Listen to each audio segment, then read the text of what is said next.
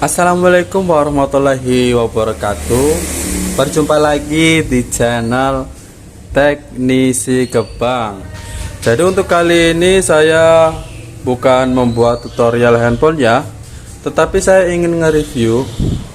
Jadi gini guys ceritanya, beberapa hari yang lalu itu ada orang yang mau ngejual handphone ini.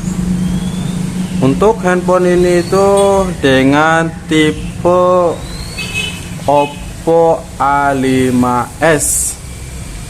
Jadi orang tersebut ngejual cuma batangan ya, tidak ada charger ataupun dusbooknya.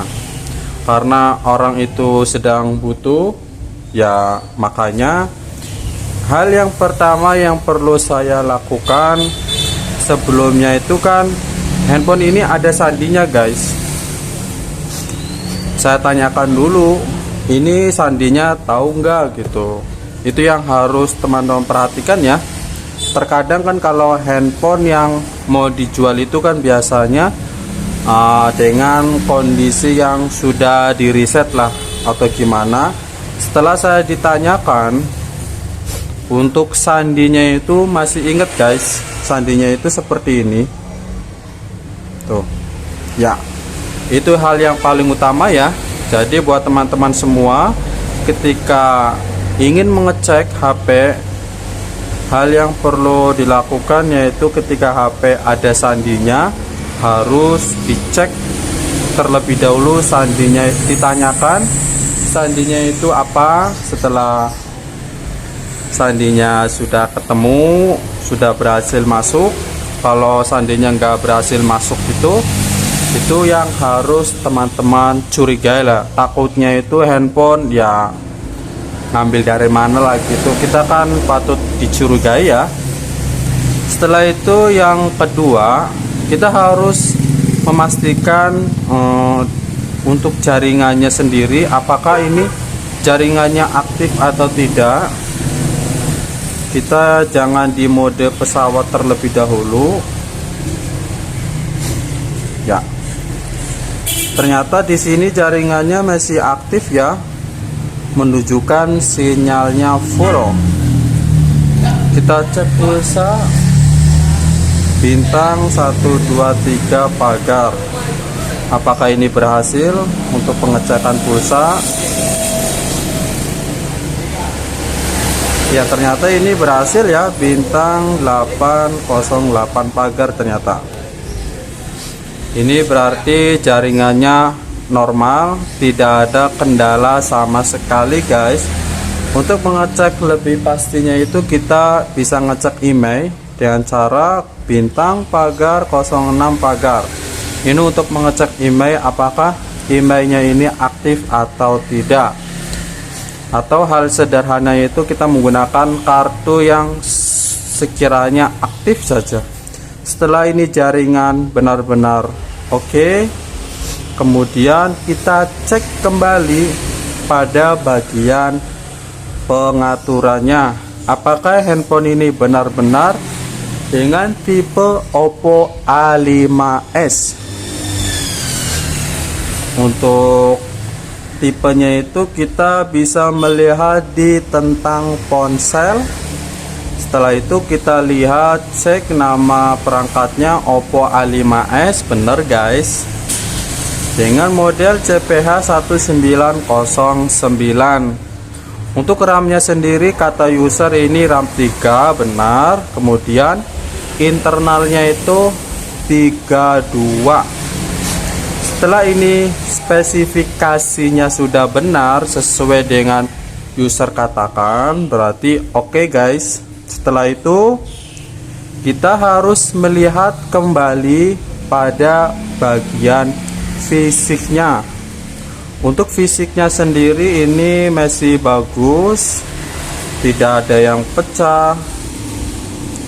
Pada bagian frame ataupun casingnya masih aman ya.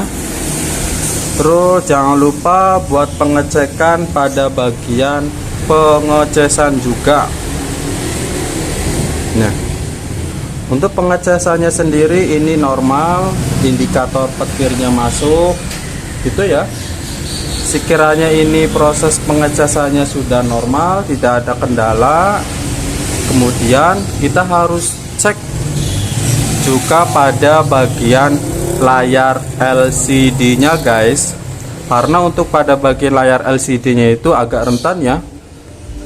Apakah untuk bagian layarnya ini ada yang error ataupun tidak, kita harus melihat pada bagian kontrasnya tuh. Untuk kontrasnya juga ini stabil, tidak ada kendala sama sekali ya. Untuk sentuhnya juga aman ya. Agar lebih maksimal kembali, kita lakukan ya restart ya. Kita coba restart kembali, apakah handphone ini ada kendala atau tidak. Kemudian kita restart, kita biarkan tunggu sampai beberapa saat. Untuk prosesnya itu apakah lama atau tidak, biasanya itu kalau handphone yang sekiranya ada problem atau bermasalah, biasanya handphone itu mentok di logo atau dan lain sebagainya lah. Terus juga ketika HP ini lemot, biasanya itu ya penyimpanannya juga terlalu penuh, itu harus dicek sepenuhnya ya. Ini prosesnya agak lumayan cepet ya, tidak ada kendala. Kita masuk kembali sandinya guys ya. Ini tidak ada kendala sama sekali, tidak ada yang rusak. Setelah itu, sekiranya ini sudah dicek semua ya, kita nego harga ya teman-teman. Tebak coba ini dengan harga berapa.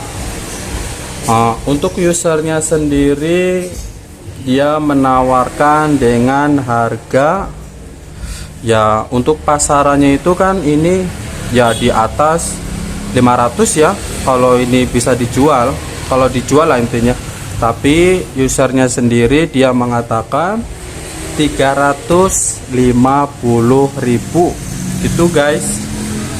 Setelah harga itu disebutkan, saya bilang ini boleh, maksudnya bisa turun enggak lah gitu. Setelah nego ternyata tidak bisa guys, jadi saya memberanikan diri ya, dibelilah handphone ini dengan harga segitu ya. Ya menurut saya sendiri dengan harga segitu ya lumayan murah sih. Dengan harga yang 3,5 udah mendapatkan handphone ini ya. Yang paling utama itu, yang penting handphone ini pemiliknya itu jelas, bukan HP yang aneh-aneh lah gitu. Ini pemiliknya punya sendiri. Terus juga ketika ada sandinya harus kita minta untuk memastikannya saja ya. Tapi sangat disayangkan ya, saya bilang gini, kok ini nggak ada chargernya ya sama dusbooknya.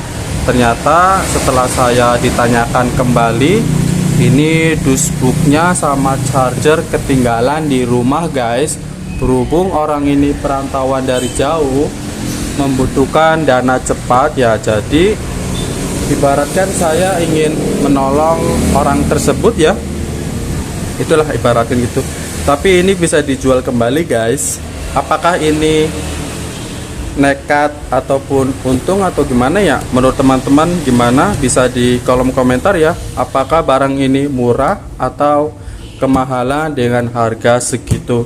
Jadi untuk kesimpulannya itu, ketika teman-teman membeli suatu handphone buat HP batangan seperti ini, diusahakan harus benar-benar dicek terlebih dahulu, asal usulnya jangan langsung diterima telan-telan ya. Yang penting ikuti langkah-langkah step by stepnya yang saya sampaikan tadi, harus benar-benar dicek Mungkin itu saja informasi ataupun apalah. Semoga informasi ini bisa bermanfaat buat teman-teman semua. Salam teknisi pemula. Bye.